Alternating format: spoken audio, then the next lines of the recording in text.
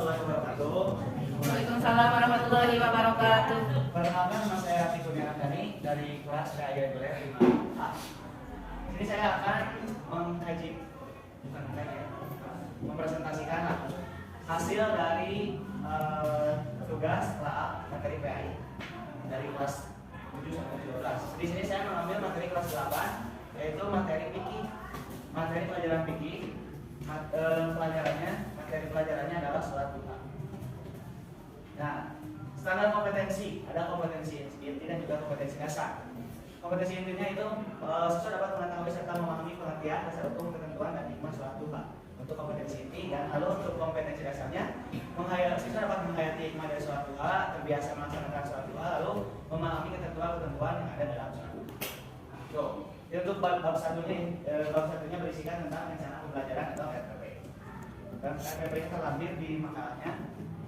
Lalu untuk bab 2-nya mengkaji tentang judul bab 2-nya adalah kajian teori.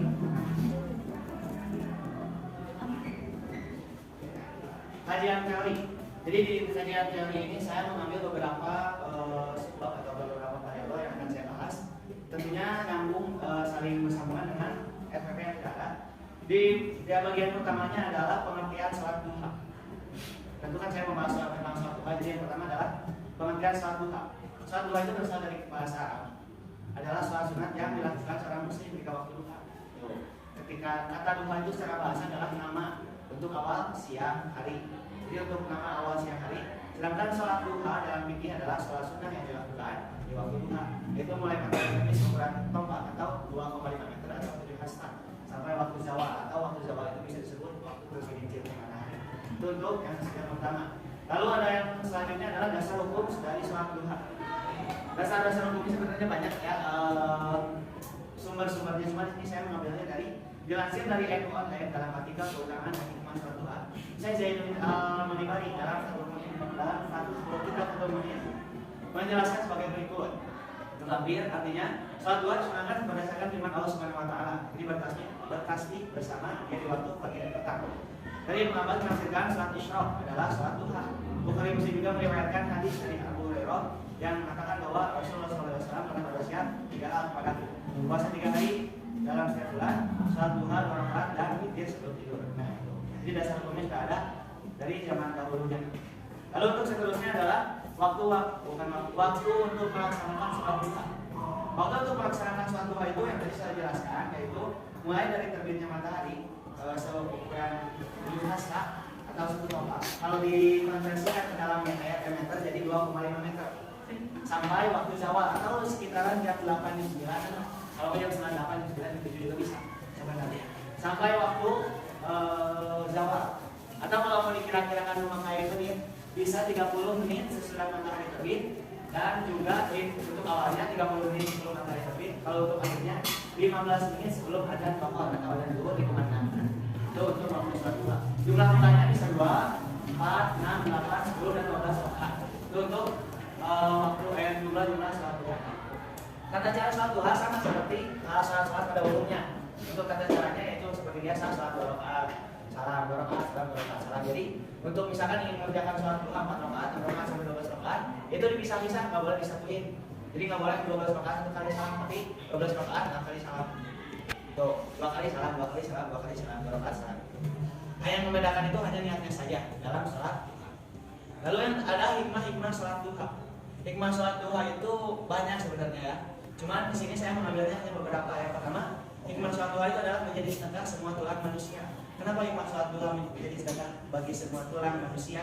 Karena ada suatu riwayat yang mengatakan bahwa ada sedekah yang hendak dilakukan atas seluruh tulang salah satunya dari kalian. Karena itu setiap tasbih adalah sedekah, setiap tahlil adalah sedekah, setiap takbir adalah sedekah, amar ma'ruf adalah sedekah, nahi mungkar adalah sedekah, dan 2 rakaat sholat duha. Dan 2 rakaat sholat duha mencukupi semuanya itu sholat duha. Jadi semua dari 2 rakaat sholat duha itu mencakup semuanya. Jelasnya dari riwayat ini. 2 rakaat sholat duha itu sama dengan tahlil, sama dengan tasbih, sama dengan takbir, amar ma'ruf, nahi mungkar. Jadi mencakup keseluruhannya. Itu yang pertama. Lalu yang selanjutnya adalah menjadi salah kaum awalin. Perlu diketahui bahwa kaum awalin itu adalah orang-orang yang bertaubat, taubatan nasuha yang benar-benar bertaubat pada Allah. Ada suatu riwayat katakan diriwayatkan dari Abu Hurairah radhiyallahu anhu, dia berkata, Rasulullah SAW bersabda, tidak ada yang menjaga sholat duha kecuali orang-orang yang kembali kepada Allah dengan bertaubat. Rasulullah SAW bersabda, sholat duha adalah sholat orang yang kembali atau kembali bertaubat kepada Allah, yaitu kaum awalnya. Ada riwayat Al-Hakim dan dia berkata, ini adalah hadis sahih sesuai dengan syarat Imam Muslim. Itu. Jadi keutamaannya atau hikmahnya. Yang kedua adalah menjadi sholat kaum awalin, yaitu kaum yang bertaubat atau kembali kepada Allah Subhanahu wa taala. Lalu yang selanjutnya adalah hikmahnya adalah setiap 2 rakaat sholat duha mempunyai keutamaan khusus. Setiap rakaatnya itu mempunyai keutamaan khusus. Karena ada riwayat mengatakan, ini agak panjang ya, jadi saya singkat-singkat saja. Wahai paman, beritahulah dirimu pada suatu kebaikan. Lalu yang jawab, kamu bertanya kepada Rasulullah SAW, sebagaimana kamu bertanya kepadaku. Lalu dia bertanya bersabda, bila kamu sholat duha 2 rakaat, maka tidak akan dicatat sebagai dari kaum yang lalai. Jika kamu sholat duha 4 rakaat, maka kamu akan dicatat sebagai sebagian dari kaum yang berbuat baik. Jika kamu sholat duha 6 rakaat, maka kamu akan dicatat sebagai kaum yang berbuat taat. Nah, bila kamu sholat duha 6 rakaat, maka kamu akan dicatat sebagai kaum yang beruntung. Jika 10 rakaat, maka pada hari itu kamu tidak akan dicatatkan dosanya. Dan jika 12 rakaat sholatnya, sholat duhanya, maka akan dibangunkan untukmu sebuah rumah di surga. Itu adalah hikmah-hikmah dari sholat duha. Hikmah-hikmah dari setiap rakaat sholat duha. Jika ingin banyak rumah di surga, sholat duha 12 rakaat saja, 12 rakaat sehari. Kali 100 kali 100 nikah, boleh rumah nanti di surga. Amin. Amin. Nah, itu untuk kajian materi kajian teorinya. Lalu ada bab 3-nya itu menentukan kesimpulan. Kesimpulannya adalah sholat duha adalah sholat yang dilakukan seorang muslim ketika waktu duha. Jumlah rakaatnya 2, 4, 6, 8 sampai 10 rakaat. Dimulai dari terbitnya matahari sampai waktu zawalnya. Lalu untuk hikmahnya adalah ada 3, yaitu menjadi sedekah semua tulang manusia, menjadi sholat kaum awabin, dan juga setiap 2 rakaat sholatnya mempunyai keutamaan khusus. Itu untuk isi dari makalahnya atau itu bab 2 dari bab 3. Lalu dari materi atau dari makalah ini adalah kelemahannya. Saya mulai dari kelemahan dulu. Kelemahannya ini emang tujuannya adanya RPP atau pembelajaran sholat duha ini untuk agar si siswa itu menjadi giat melaksanakan sholat duha. Itu untuk tujuannya sendiri. Namun untuk kelemahannya sendiri yaitu terkadang kurangnya minat atau kurangnya dorongan dari gurunya sendiri atau dari diri sendiri untuk melaksanakan sholat duha. Itu. Terlebih lagi emang kalau dari gurunya emang suka disuruh gitu ya. Sholat duha, sholat anu, tapi emang harus muncul dari keinginan dari diri sendiri dulu.